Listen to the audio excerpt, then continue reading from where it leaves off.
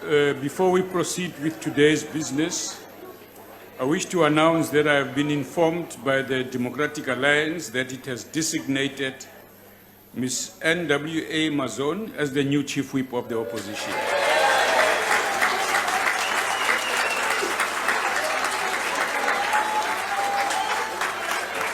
Congratulations, Honorable Member.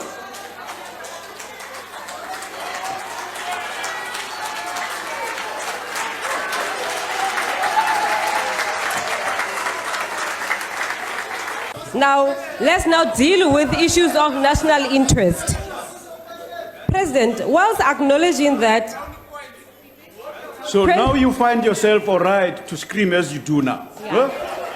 Yeah. Now you find... No. You must be in order.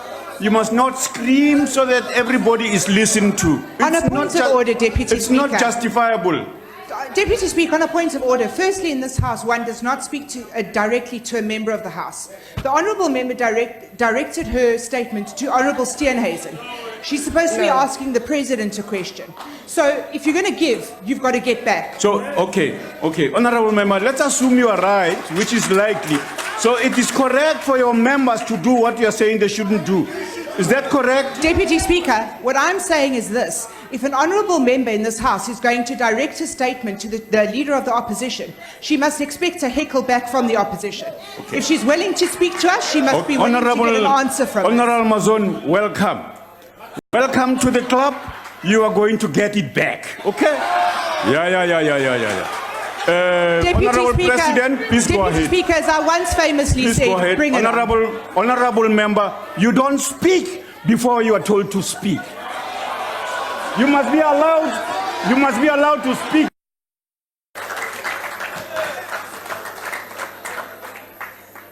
Madam Speaker, Honourable President, Deputy President, fellow members of Parliament, I am the master of my fate. I am the captain of my soul. There comes a time in every country's history when the brave need to stand up and they need to be counted. There comes a time when the people must have their voice heard and can no longer face the abuse of government. There comes a time when we must stand together and demand that injustice comes to an end and fight. Fight with all our might to obey, protect and save our Constitution. As we teeter on the edge of collapse, that time is now. Speaker, to stand up and speak truth to power is not easy. When you know that billions and billions of rand are at stake, and those who were willing sellers to willing buyers in the feeding frenzy that was, and still is state capture, will do anything, and by anything, I mean anything, to avoid justice, one has to look deep for a source to steal your resolve and maintain your determination. I visited Robben Island, and while I was there, I was told that on the darkest days, when hope was at its lowest and the situation seemed the most desperate, our nation's father, President Nelson Mandela, would recite a poem by William Ernst Henley called Invictus. Invictus is an adjective in Latin meaning unconquerable, invincible, undefeatable. I now regularly read this poem when I require a boost in my resolve. I am the master of my fate. I am the captain of my soul. Speaker, through you, I use the opportunity that I have today to speak to the President, not just as a politician, not just as a member of an opposing political party, but as a fellow South African. I am outraged and I am frustrated, more than words can explain, at the blatant slap in the face that all South Africans were recently dealt when the ANC announced its proposed chairpeople of our parliamentary committees. I took it as a personal left hook to my jaw when I read with utter disbelief that the very man who was accused of offering a blank cheque to Advocate Vanara, the evidence leader in the Public Enterprises Inquiry into state capture at Eskom, will be rewarded with a chairperson seat. An ex-minister who has been repeatedly accused of interfering with the South African mining industry for the enrichment of the Gupta family will be rewarded with a chairperson seat. The woman who destroyed what was left of the SABC will be rewarded with a chairperson seat. The woman whom, without explanation, sold off the entire South African strategic fuel reserve will be rewarded with a chairperson seat. An ex-mayor of Buffalo City who was found guilty for On a point 9 of order, counts Chair. of fraud will be Honorable rewarded with a Mazoni, chairperson Honorable seat. Mazoni, please take your seat. You are on your feet, sir. Yeah, Honorable Speaker, the Speaker on the podium knows very well that to cast aspersions on the members of the House must come to a substantive motion. She cannot make those claims here and be left unchallenged. No one has been found Point of order. anywhere. Thank you. Point of order.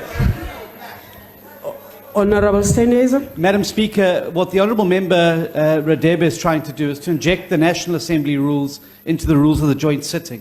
There's no such rule in the joint rules. Honourable Mazzoni has not mentioned a single member by name, and therefore her comment is within the bounds of free speech. Please take your seat, sir. Honorable Mazoni, please continue. Thank you, Madam Speaker. Order. Order. South African to South African. This is the straw that breaks the camel's back. This is that one step too far. This is the proof that the Zuma faction is still well and truly in charge of the ANC. And it matters not if the driver has changed, the bus is the same. We have been taken for absolute fools. Honourable President, as leader of the ANC, steel your resolve and dismiss these people from Parliament. Prove that you are indeed the master of your fate, that you are the captain of your soul, and that you are not being led by the nose by factions in your party. While the Zondo Commission completes its work every single day, we, the people of South Africa, are exposed to horror and nightmares, the likes of which play out in a James Bond movie. Trips to Switzerland to fill bank accounts, urgent medical treatment for premiers who are alleged to have been poisoned, stays and spa treatments at the Oberoi Hotel for business deals, midnight telephone calls to Paris calling off deals for our ailing airline, and these are to name but a few. Winter has come. The wall has been breached. The line of defense has become thinner, and those who are brave are systematically set aside. I am the master of my fate. I am the captain of my soul. Now is the time for those of us who are still here to work together to make a real difference with real plans. Now is not the time for mere dreams. We dare not allow ourselves to be silenced, for our work is far from over. We have as our sword the mighty Constitution, and we have as our shield a brave and incorruptible judiciary. Now is not the time to accept the excuse that those are implicated until proven guilty. Now is the time to ensure that our oversight is in fact strengthened. This is a direct instruction from Deputy Chief Justice Raymond Zondo. We can start this actual oversight in the presidency in the form of a portfolio committee to oversee Vote 1, as requested, I may add, numerous times by the Honourable Steenhuisen in the Rules Committee. Now is the time to sit down as fellow South Africans and not just dream of a future that we want, but actually create an environment that we so desperately require for our economy to grow and to succeed. It cannot be that state capture that is now estimated to have wiped out a third of South Africa's 4.9 trillion rand GDP no longer exists, but we're expected to celebrate the front-loading of 230 billion rand to Eskom. Mr. President, Denel has no money this month to pay the salaries. This is it. We have hit rock bottom. Our state-owned entities are broken. They are destroyed and they are archaic in their design. They are destroying our country's economy and they are making living in South Africa a nightmare and not a dream. We are at the cliff's edge. The dream has faded. The reality is a horror. Doing the right thing is not easy. Speaking truth to power is hard. But let us now bite the bullet and put a stop to the misuse of our state-owned entities for political gain. Speaker, the President himself has said he wants to work together. Mr. President, give us the opportunity to do just that. Give our ideas a chance. Let us put South Africa first.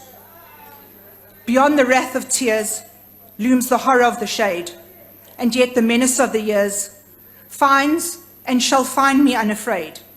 It matters not how straight the gate, how charged with punishment the scroll. Speaker, through you, allow me to end as I begin. Mr. President, now is the time to steel your resolve. You are the master of your fate. You are the captain of your soul. Thank you, ma'am. The Honorable, the Minister for Police.